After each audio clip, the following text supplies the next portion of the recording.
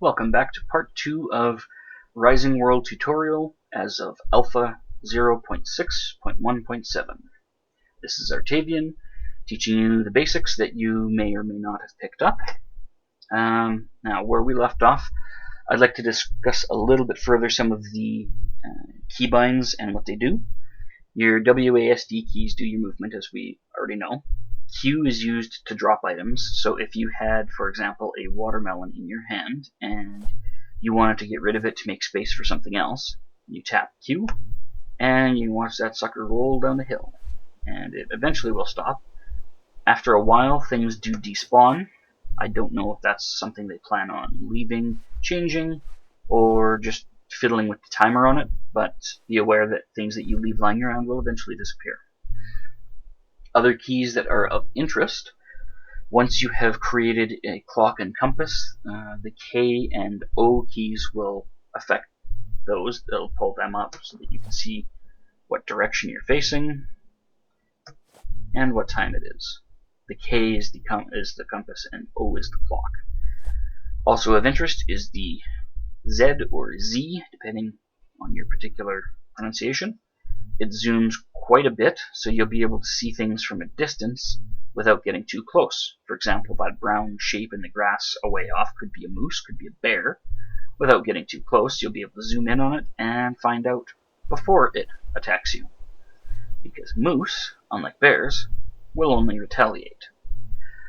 On the subject of animals, we have currently bears, goats, moose, sheep, cow, pig, fox, rabbit, chicken.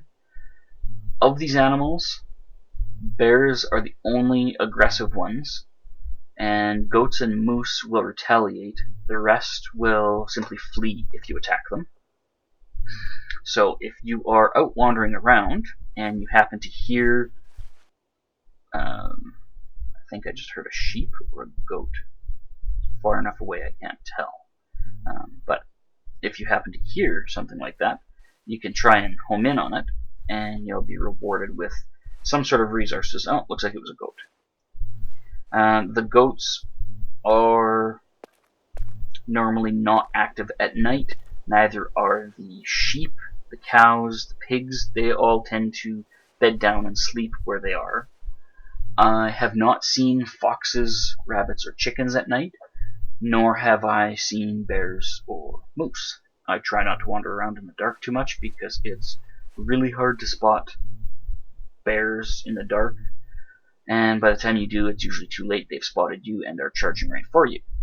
Which brings us to terrain. When you're out wandering around, keep your audio on. There are audio clues, like bears sometimes make a grumbling, growling noise.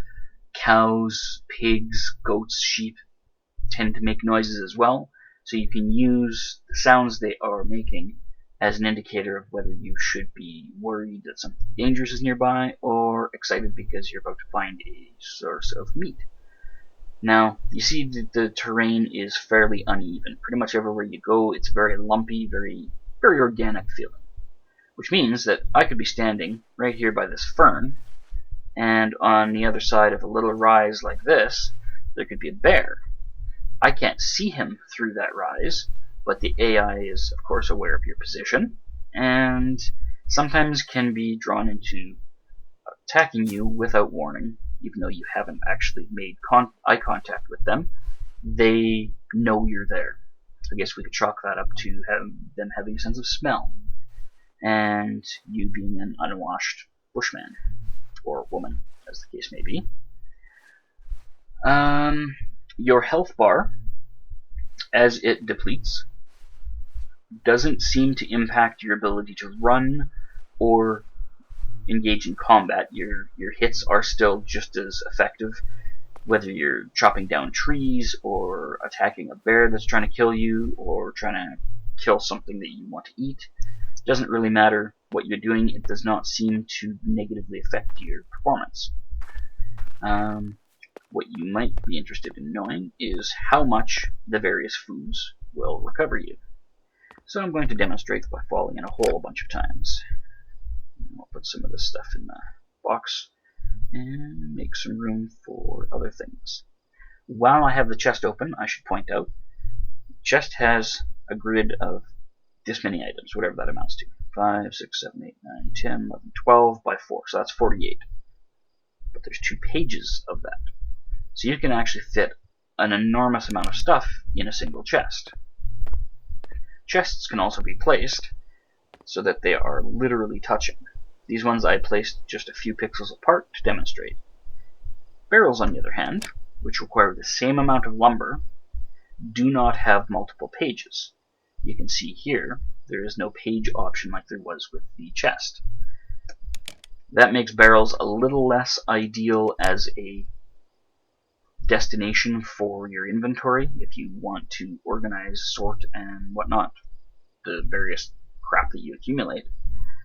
Chests are definitely a better way to go, but aesthetically, it's not bad having barrels around, I suppose. Okay, so what I'm going to do is I'm going to grab just a little bit of each food type here, so I can demonstrate how much they will recover you when you try them. Okay, so we have apples from the apple trees we already seen, carrots, potatoes, tomatoes, strawberries, lettuce from the garden over there that I have already shown you, and lemons from a tree that I did not have the presence of mind to chop down, so I didn't get any saplings. If I ever find that thing again, I'm going to try and get some saplings. Now, when I fall off this ledge here, I will take some damage. I will take a lot of damage. That was about 3/4 of my life from a fall that isn't very far. So, be careful. When you're walking around, oh, look at that. Down by the food and water indicators, I now have a broken bone indicator. I think that means that I will be moving more slowly. No, it doesn't appear to be. At this point, I don't know what the broken bone indicator means, but I'm going to get up out of the hole so we can experiment with the food sources. Alright, watermelon, I can already tell you, is going to recover what looks to be in the neighborhood of 8%. So I eat that, and you can see my health in the bottom left went up a little bit. Probably not 10%, but it went up more than it does for a tomato. When I eat the tomato, it only goes up a small amount, probably 1%. Potato, when I eat that, brings it up by roughly the same amount as the watermelon. Carrot, on the other hand, looks to be about double what the potato and watermelon do.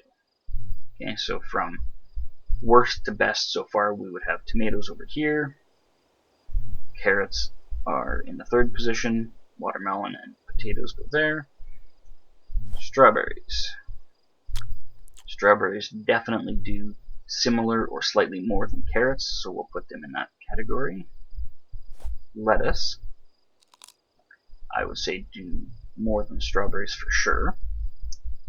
Lemons, they look to be pretty comparable to strawberries. And I think apples will probably be down at this end of the scale. Yeah, they look to be very similar to watermelon. I'm not sure, but I'm going to try sleeping to see if that improves this broken bone I've got going on. So if you get close enough to your bed or your shelter, hit F when you see the series of zzz coming out of it. And after 5 or 6 seconds roughly, you will have sleepy time past the night, like so. I still have a broken bone indicator. I don't know what I have to do to get rid of that. I'm going to have to do a little figuring out. But I'm going to eat a couple more apples to get my health tip top. And my food and water are tip top. And I can put the stuff back in the box. Get rid of those. And this. And I'll get up there. Okay. So I will keep the watermelon for now because I don't intend to do cliff diving again anytime soon. Stay tuned. Part 3 of this video will be up shortly.